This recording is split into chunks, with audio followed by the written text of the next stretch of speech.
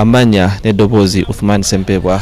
Munnange ku mundi guno wano we tutuuse tuli ku mwalo Nakiwogo manyeewo ki ebiseera ebisinga abantu abava ku bizinga ebyenjawulo kyekifo we batuukira olw'entambula ey'enjawulo gye babakozesezza okubanga batambula oba okusaabala okuva ku kizinga ekimu okudda ku kizinga ekirala. Kakati munnange twali tubaddeko ku lyato lyetugenda okubanga tukulaga olunaku olwaleero. Kakati no ate twagadde tuddemu tukulage nga bwe lifaanana. Ebiseera ebisinga abantu abasinga batya entambula y'oku mazzi olw'ensonga bagamba nti amaato gano si malambulukufu bulungi, tegali seefu kubanga gatambulibwako, naye ng'ate ye entambula y'oku mazzi esobola okubanga esaabaza abantu okuva ku kizinga ekimu okudda ku kizinga ekirala. MV Vanessa olunaku olwali gye twagadde tukulage tujakwale tukusomese nti bw'obanga ogenda okulinnya eryato bintu ki by'osaanye okubanga oyiga, bintu ki by'osaanye okubanga okola nga tonnaba kubanga olinnya ku MV Vanessa. Obukwakkulizo ki obubeerawo ye bannaye eryato ddyo lyetikka abantu bameka, bwe liba lyetisa abantu bangi ne lifuna obukakabenje ki ky'osobola okubanga okola. Kakati munange ebyo n'ebisingakawo bye tukuletedde olunaku olwaliro tubeere nga tukusomesa, tubeere nga tukuyigiriza oleme kubanga otya entambula y'oku mazzi. Sigenda kubanga nsingakaawo katwetoolemu katono tukomewo tovaawo.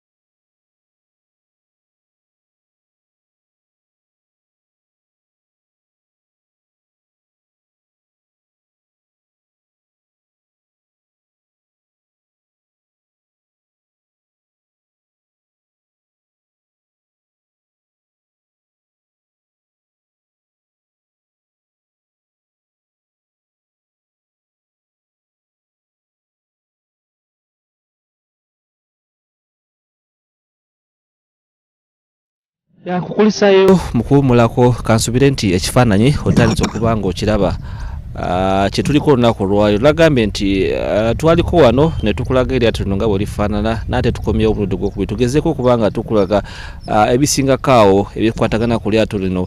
Bagenda kubanga batunnyonnyola ebikwatagana ku byokwerinda ebiera ku lyato lino n'ebintu ebirala bingi ebisinga by'osobola okubanga oyiga oba omanya nga tonaba kubanga olinnya eryato. Kino kyennyambadde nakyo bajja kubanga batunnyonnyola lwaki omuntu alina okwambala bw'ati nga tanaba kubanga alinnya ku lyato. Amaaso gange yagenda okubanga ate atubuulira ebisingakaawo ebikwatagana ku lyato lino. Katumulabe kyalina tugamba. Amanya? Nze Agustin Kibaya nga nkolanga operation manager ku lyato kuno. Tuzze kuwagala kusomesa abantu ebikwatagana ku lyato erifaanagana bwe biti, bintu ki omuntu byalina okubanga akola nga tanaba kulinnya ku lyato n'ebisingakaawo omuntu byalina okubanga agobera nga alinnya eryato lino. Ekisookera ddala nga wakajja tuli Nakiwogo Entebbe we tudookinga era we tusimbulira okugenda e Kalangala. Booking office baba bagenda alina okujjuza manifest oba we tumugirako ebimukwatako. Oluvannyuma bamuggyako temperature oba ebbugumu okumanya bw'ayimiridde. Bw'abanga embeera si nnungi tayimiridde bulungi then tumugamba tetujja sobola kutwala. Bwe kibanga kiyitiridde nnyo tusobola n'okukubirako poliisi naye tutuyambako ne bamutwala mu ddwaliro. Bwe tuvaawo bwe tumala ekyo nga tumaze okumuggyako temperature then ne tumukkiriza obanga ali okay ne tumukkiriza okusasula ssente ezimutwala e Kalangala. Okuva ku Mande okutuuka ku Lwokuna tukyajinga emitwalo 3.5 okugenda kwokka e Kalangala. Naye oli wabanga ayagala kugenda nakudda tumuggyako emitwalo 7. Ku Lwokutaano tukyajinga emitwalo 5.5 okugenda kwokka, naye bw'abanga agenda nakudda tugenda Olwokutaano ne tukomawo ku Sande. Kati awo tuba tumukyajinga emitwalo 10 kubeerako discount ey'omutwalo. Eyo bye bisale byaffe bye tukolerako. Kati ekyo nga nkitadde ku bbali nti babanga amaze okusasula then tumujjako emigugu gye ne tugireeta abakozi bange we bali ne bajja ne bagiteeka emigugu gye gisooka okulinnya ku lyato ne tugiteekayo bulungi nnyo. Oluvannyuma saawa we banga etuuse tubagamba nti kati saawa ya kulinnya ne tujja nabo ku lyato. Tetupaakinga oba tetubateeka muntu ku muntu, wateeka okubeerawo omutto wakati oguli omwereere nti omuntu bw'atula ero n'atula eno wabeerawo distance wakati. Era ekyo mpozi kyenabadde nerabidde okugamba nti wabanga atuuse wali ku booking office tuemphasizinga nnyo ekintu ekyokwambala akakookolo. Tukugambirawo nokugamba oba tolina akakookolo tujja sobola kgenda naawe. Waliwo abatunda obukookolo kati aba alina okugula akakookolo najja nako.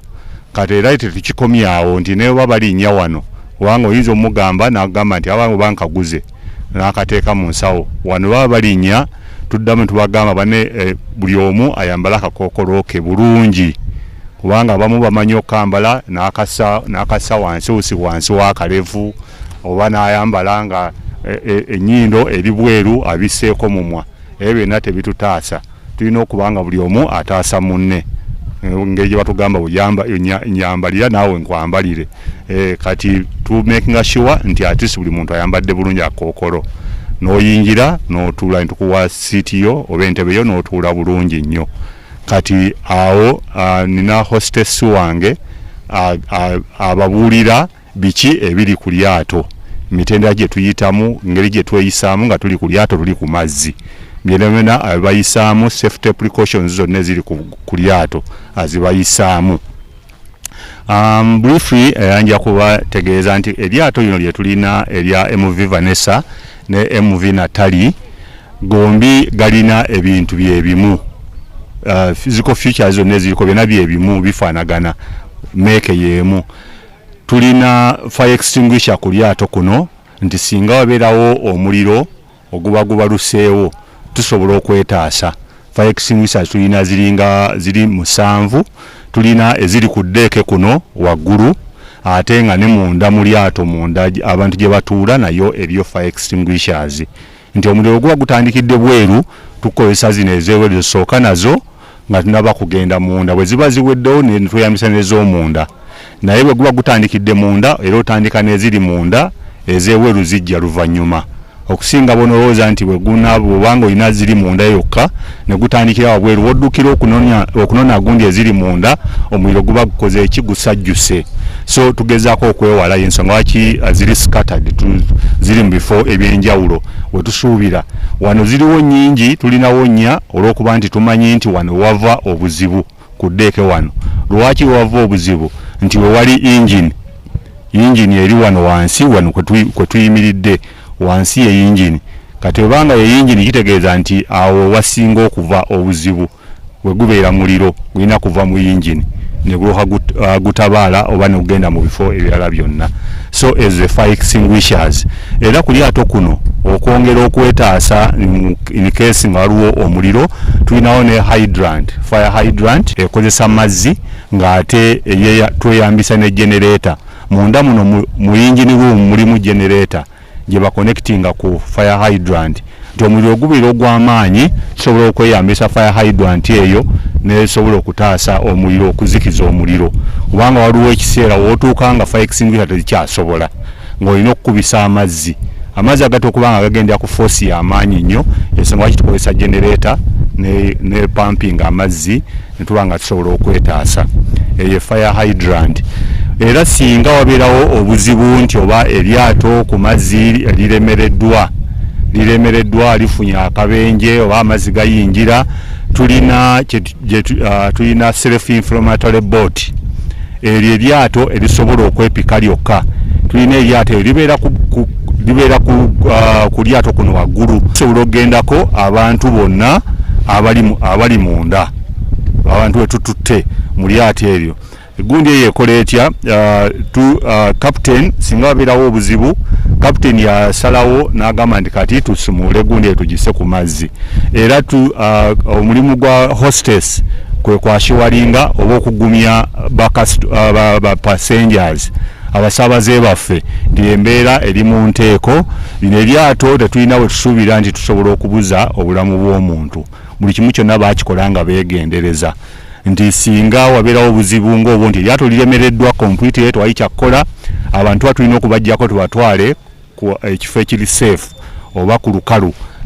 Kapitaani kyakola alinnya waggulu n'asumuula drum eyo, bw'agisumuula mulimu eringa baaluuni, bw'agisuula ku mazzi n'esensinga amazzi yo yeepika n'ekola eryato era eddene nga bw'olaba lino. Kati kapitaani bw'amala okumanya nti buli kimu kyonna kiwedde, n'alyoka agamba nti kati buli omu agenda ku lyato, buli omu ayambale life jacket, kubanga abantu abamu wuusi wetulinnya life jacket bakola ki, bazijjako.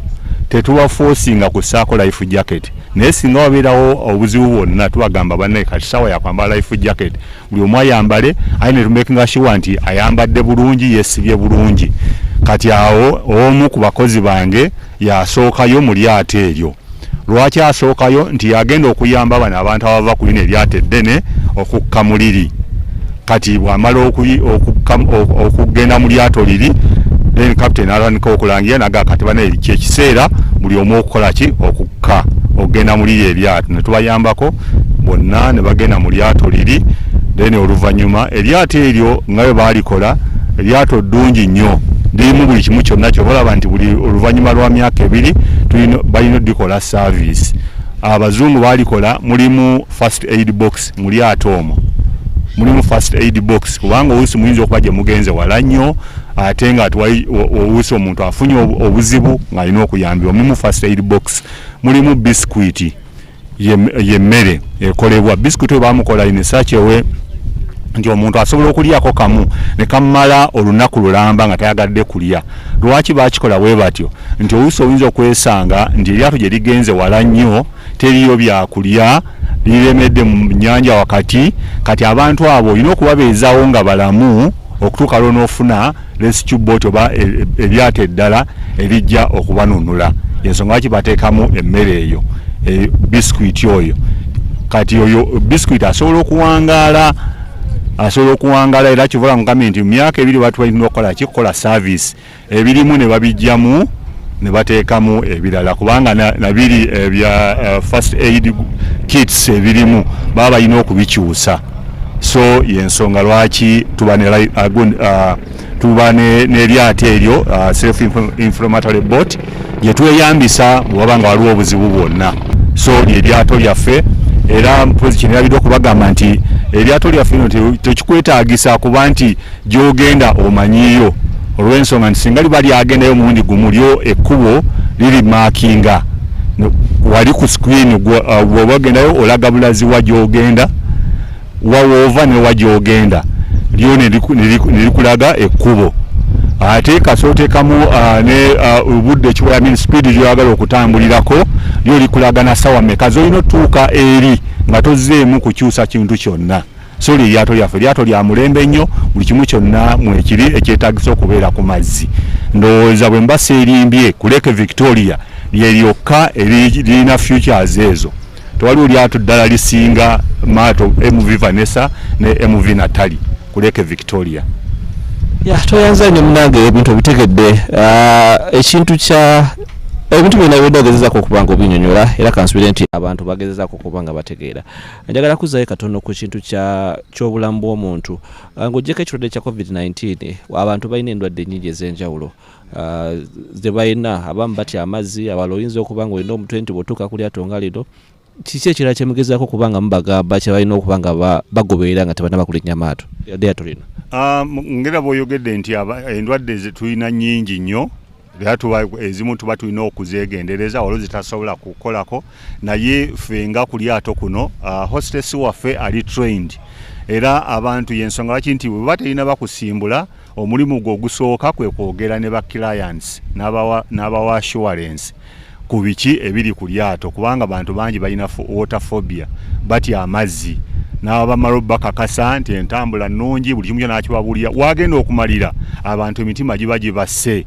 Naye ku lw'obulwadde buno obuli contagious, obukwata nti oba gundi akozeseza akutte ku ntebe mulwadde oba akolodde, yensonga lwaki tubagamba museeko mask, mwambale mask zino, life jacket tuzisanitinga oba tuzifuuyira buli lwe batuuka tuzifuuyira eryato lyonna nayo tuliddamu tulisanitizinga oba ne tulifuuyira aba clients kasabavaamu tuba tulina odifuuyira okwetangira ekirwadde okukwata abakasitoma baffe oba abasabaze baffe waawe omusabaze bw'anaalwala bw'anaafa ffe tujja kuba tetuli mu bizinesi katwagala nnyo obulamu bwa client waffe kubanga tebulina kizibu kyonna so yeeyo embeera mwe tutambulira.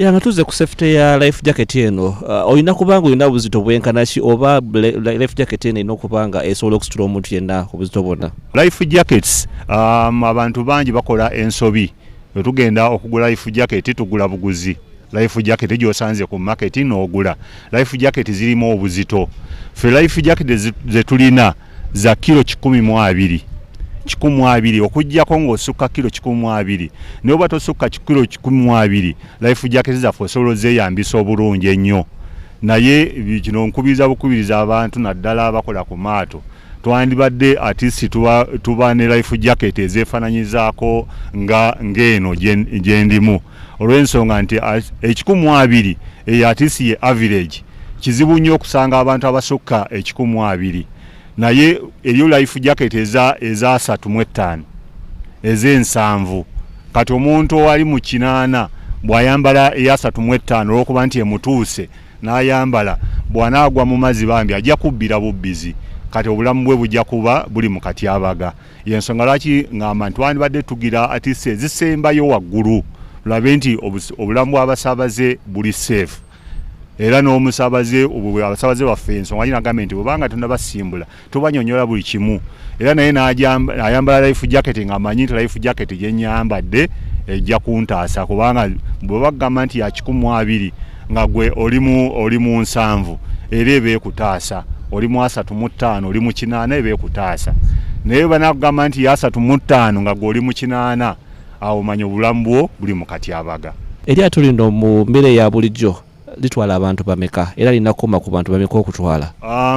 Mbeera ya bulijjo tutwala abantu 54 newankubadde batugamba tuyinza otwala abantu 58 olw'ensonga nti mabega eriyo Entebbe ne munda mulimu Entebbe 54 naye olwa covid embeera yakyukamu ensonga nagambye tujja kulaga munda muli engeri tukola social distancing twesanga nga tututte abantu 42 lwaki 42 kubanga kolomu eya wakati yonna tugireka nga nkalu Entebbe tulina ziri mu seti ya bantu 3 naye omuto ogwa wakati gonna tuguleka nga tegulimu muntu paka okuva yetandika paka gyesemba ne ku side endala ebya kiraba nga tutuuse munda.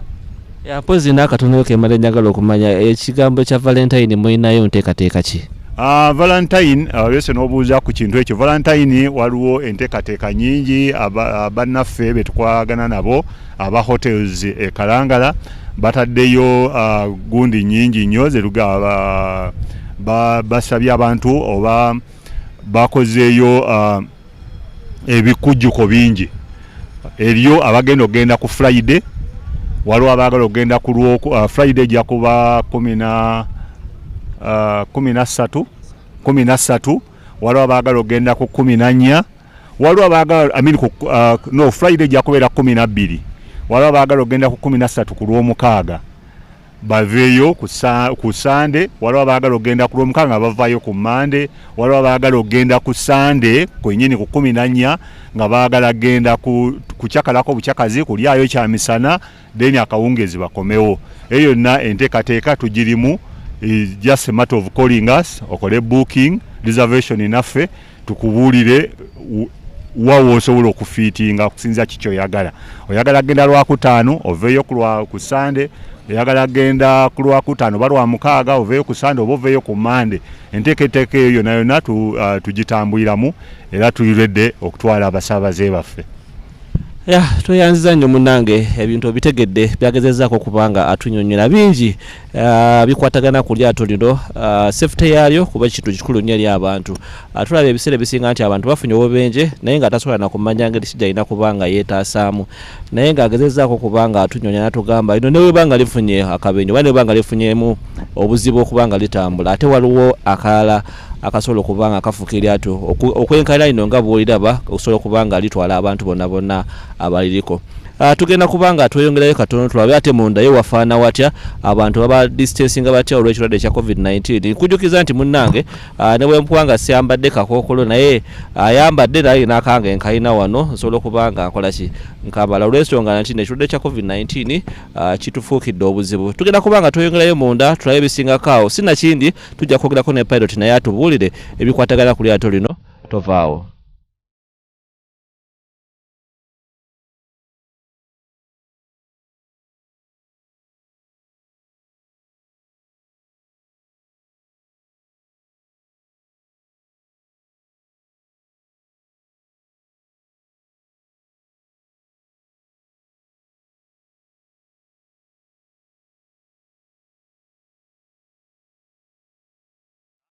Munda MV Vanessa MV Natalie setting oba ekikula kya mato gano nga bwe nabanyonyodde nti kyekimu gonna gafaanagana bweti bwefaana munda nga bwe mulaba nga bwe nabanyonyodde nti eryato lino obanga tewaliwo obuzibu mu normal circumstance tutwala abantu 54 munda naye olw'ekirwadde kino ekiriwo ekyekiwuka kino ekyajja twesanga nti tetukyasobola kutwala abantu 54 tutwala abantu 42 bajja batya 42 nti wesanga nti nga bulaba entebe zino nti kubeerako abantu 3 kakye tukola eri etulayo omuntu guno mutto gwa wakati guba temulimu muntu ayina wano watuula omuntu kati yonna okutuuka eri abantu batuula okuva eno kutuuka eri ku sayidi emu then wakati line namba yonna temubeeramu muntu kati naguno omutto ne gubanga nagwo tugutuuzaamu abantu okutuuka eri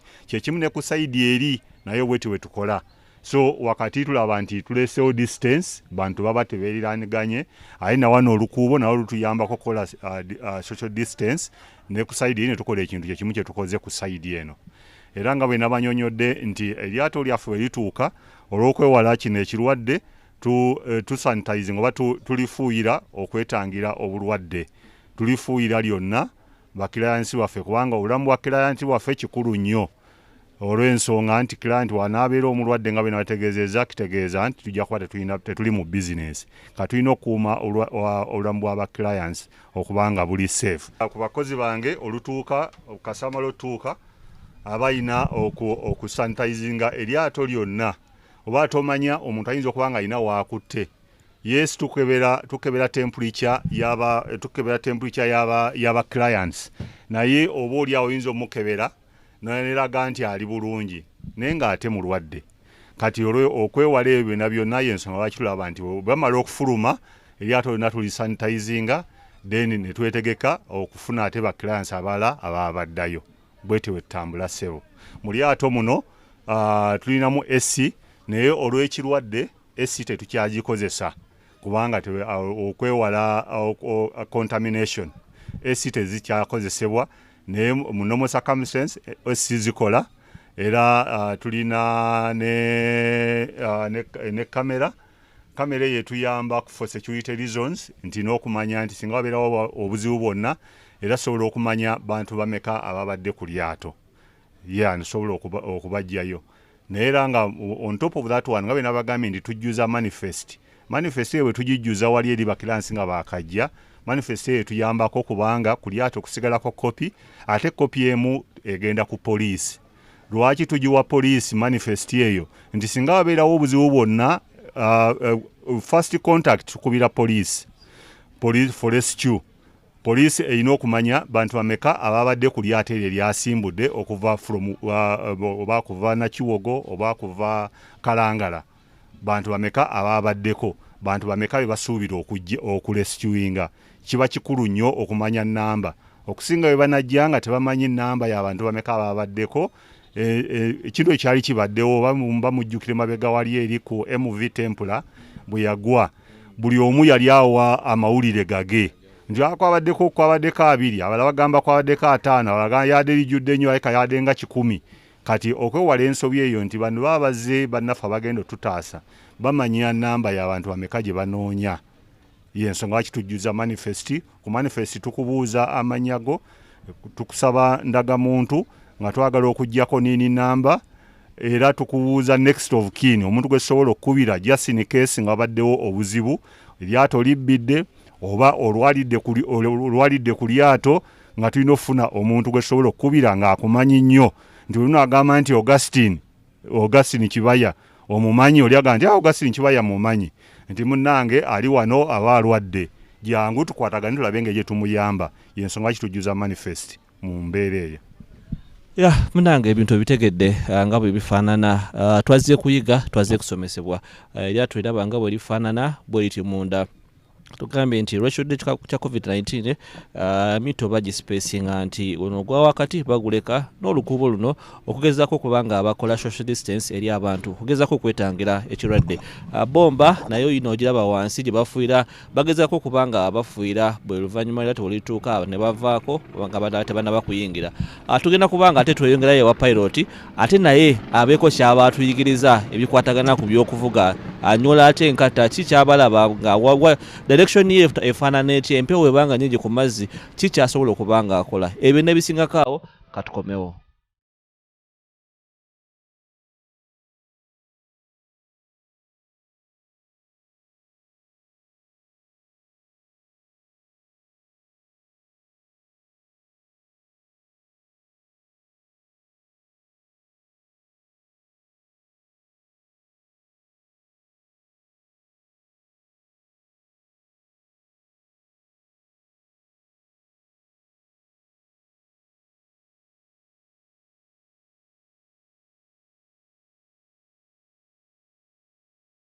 Tukyali ffenna amanya ne ddoboozi Othman Ssempebwa katuwana ate wentuuse kyekiyungo bali effumbiro buli kimu ekitandikira. Tugenda kubanga tukyusaamuko ku lulimi olw'ensonga nti twagala tubeere nga tusobola okutuuka ku buli muntu yenna. It's not the first time I'm here, it's the second time I'm sitting in this same spot.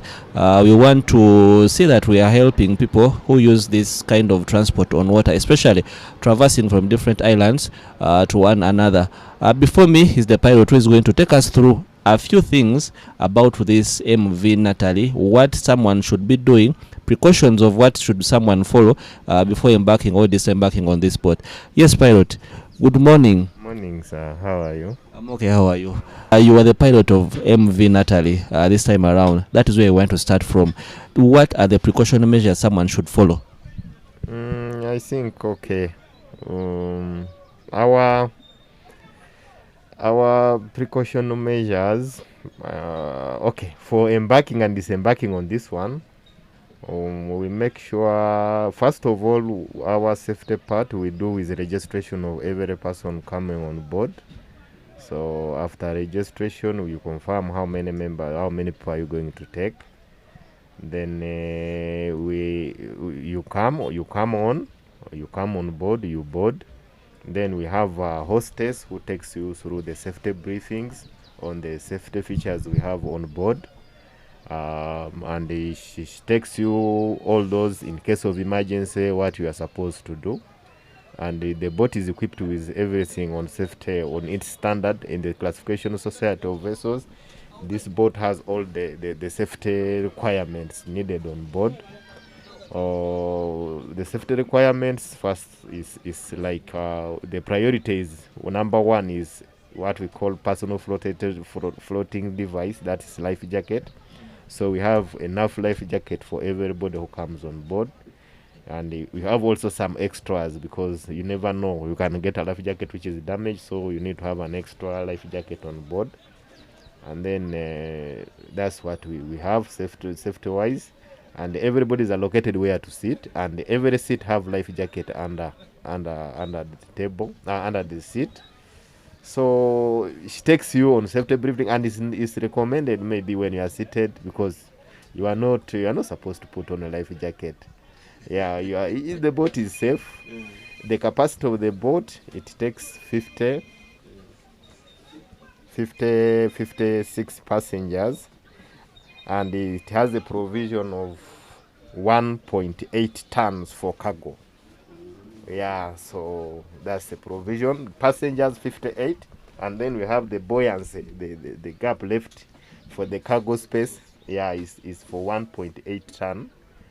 Yeah, that's 1,800 kg. That's for luggages, bags, and other cargoes which you can take on top of 54 passengers. So you see, if maybe have enough buoyancy, and we have the capacity, or the tank capacity, the fuel capacity is 1,000 liters, which takes us, like when we are moving to Kalangala, because our consumption per trip to and fro Kalangala takes us 450 liters. That's too much. So, but we have the company is trying. They are trying really to modernize the marine transport, and they are eager with the supply. We have never run short of fuel, except some individual errors, but fuel we have enough, and everything is supplied in quantity, and that is it. How safe is this transport system? Yeah. In the world, marine transport is the safest transport, provided you follow the rules. Because the marine transport, you have always 100% chances of survival. It only becomes dangerous when you don't follow the rules. But marine transport is the safest transport in the world. So it's safest because you have 100 chances of survival. The vessel cannot just explode once. It goes in a gradual process. So you have all chances. Like here, if you have, like for us, our safety device, if this boat gets a damage, maybe it gets damage, you are stranded, maybe you have hit a rock and it's taken in water, we have a provision. We have another plan B. So the plan B is always the life raft on top. That life raft, it has a capacity of almost 100 people and all board on it. So it's what we call self-inflated. It inflates itself. It is designed in such a way that when you put it in water and then you release what we call a painter, there's a painter rope. Then when you pull that painter rope, it inflates, and then it becomes like a very big house. So it becomes like a very big house. So so when it becomes, because they are made in such a way, they have cylinders fixed on both sides. They are gas cylinders, especially the gas we use normally is CO2, carbon dioxide, because they are non-reactive. All other gas react, but carbon dioxide doesn't react. So they use CO2 for the cylinders. So they are self-inflated. You inflate it, and then it becomes very big.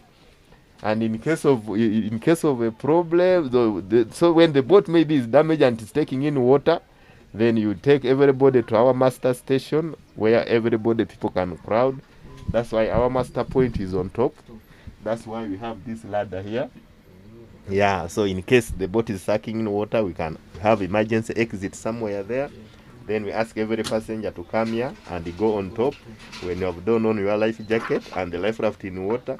So we assist each passenger to jump in water and swim to the safety of the life raft. So that you see. So every provision is there to protect your life.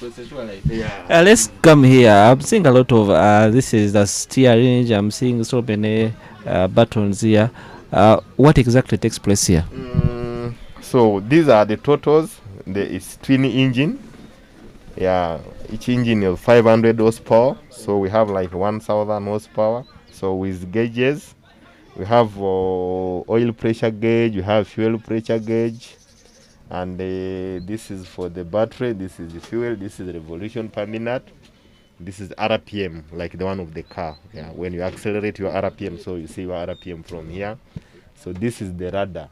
This radar shows you the navigation position, how you turn, how far you've gone. Like here, we have turned too much on the starboard side. So the green side is starboard side, that is the right hand side, and then the red side is the port side, that is the left hand side. See, like planes, they also call starboard and port. So we have to aid you in navigation, we have this one. Actually, it is called ECDs, local terms. It's a simple ECDs. It's like a GPS. So this GPS has features. You can use it in various things. You set in such a way. I called it ECDs because it's electronic chart display information system. It can display any information you feed in. Information of the depth, information of your position, global position, GPS, the chart, the map of the area, everything, depths of the water. You connect to the echo sounder. Can't easily hit an obstacle underwater. So you see the depths of the water. Yeah, this one, yes. You see the depths of the water. So this is the radio? That's the radio for communication, and it's always on channel 13. Channel 13 is International Maritime Responding Channel. Everybody, when I rise here, channel 16, when the UPDF, Air Force, everybody who works on the marine can receive. So it's, but then after, maybe it's for the Mayday, you can call when you have problems, use channel 16. But if you need communication between bridge, when your vessels, two vessels patch each other, you go to channel 13, which is bridge to bridge communication, you see. Bridge to bridge communication. So this when we have between, so this is the radio. So this is the horn. This is the wiper. These two here, they are what we call water pump. These ones, when the boat is sucking, there's water in, they're automatic. They switch themselves once the water is in the hull. It starts pumping. So it's simply because the other term we call now this is an alarm warning that we are going to shallow water. Okay, this one. So here it's 1.9, but it's not so bad. We can still go to 1.2. Even 1 meter we can go, but we set the alarm at 2.5 so that you can get the warning before you reach the hazard. You mean you can even see under the water? Just you can even set, and then you see even the fish. Some people use this thing for fishing. For fishing? Yeah. Really? You set and then you see the fishing. That's why it is called the ECDs. It makes those all things there. A lot of things. It's not just like a hand GPS that we'll use, but this one does a lot of things. This is so interesting. What are some of the challenges you've encountered in your day-to-day navigation? Bad weather. Bad weather, that's marine life. Bad weather, and the passengers like, we are going to die today. So you have to reassure. Then at times, you have to walk here and then laugh to passengers so that they can get confidence, because you are confident that this thing, nothing can happen. The stability is good, it's well designed. So apart from overloading, maybe hitting a rock, nothing can happen. It can never overturn, because the stability is good, and we have never even taken much load because we always take few people. But people get scared, when there's a lot of waves, and then you see people scared. Actually, one day we had a woman who was pregnant. She fainted just because of bad weather. So basically, what are some of what would you recommend for someone using this kind of ship for the first time? They are safe. I urge everybody at least to come and feel it. They are safe, and people always fear the bad weather water, the bumpy water, but apart from that one, it's okay. There's nothing bad, and except this water is not so rough. The lake, you feel it a little bit like for 15 or 30 minutes, then because you have a lot of channels, so there is a lot of wind breakers. Thank you very much, pilot. Munange ebintu bitegedde. One here I did explain. This is the light. The flashlight, the floodlight for such light. It goes all angles. You twist, you take it to. You can take at the back. You can take at this angle. You take to the other angle. Munange ebintu bitegedde bagezeza kukubanga batunnyonnyola eryato bwelito bwe lifaanana. Lyato lya mulembe, buli kimu kisangibwako, era batugambye nti tuli safe. Wabuli alinya ali safe. Tewetaga kubanga weeraliikiriza. There is no need for you to start alarming over you worried about your health, your safety. Everything is fine. It was designed in a way that it can protect whoever is on this boat. Tugenda kubanga ate tuleta katono waliwo akantu ketwagala twabe waggulu n'amataala engeri gye gakolamu awo. Tugenda kubanga ate batunnyonnyola batubuulire tomuvaawo.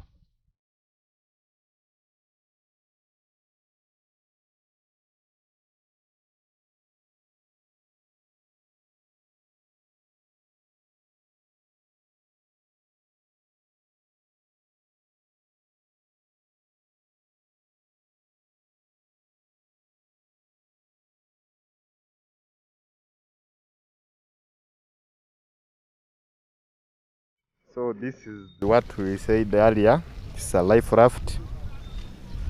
It's one of the safety features we have on board in case we reach the state what we call in marine abandoned ship. In case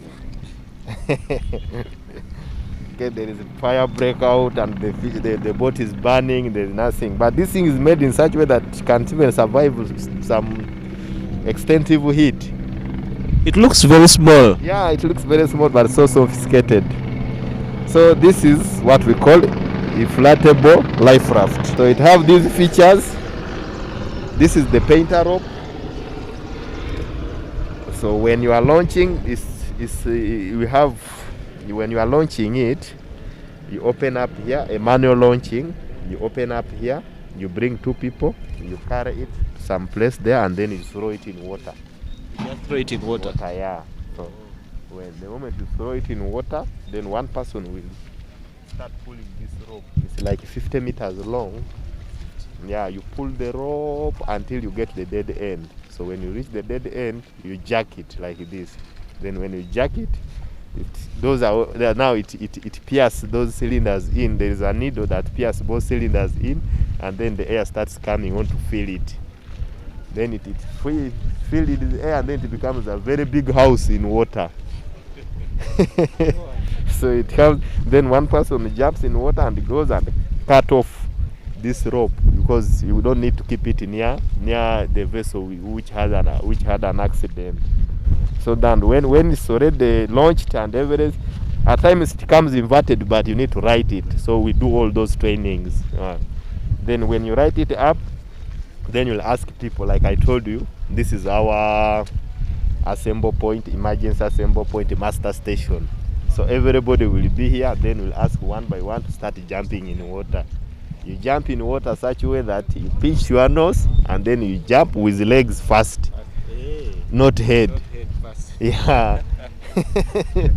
Now I'm seeing this kind of lights here. What are these lights for? These are what we call navigation lights. This is anchor light. In this, the flashing, starboard flashing light. That's like I told you, in marine we have two lights and two colors for port and starboard. Whenever you see green light, that is starboard part. Whenever you see red light, that is port side. Green is right hand, red is left hand. So these are lights, navigation lights. So basically it's like your car lights. So they have their time to put them on and time to put them off. Yeah. So Yeah, thank you very much. and then that's the horn. That's a Wi-Fi.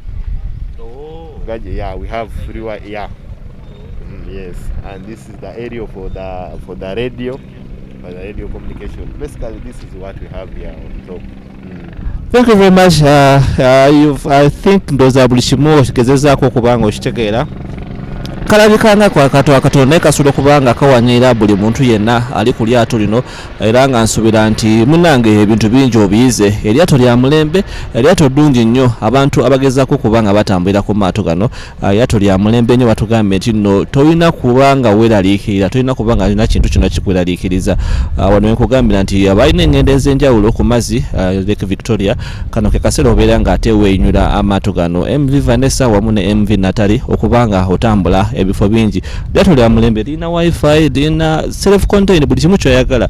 Life jacket batugambye nti nno okusinziira ku weight yo gy'olina esobola okubanga ekuwanira bulungi nnyo. Bino n'ebisingako nange omuleza Uthman Sempebwa.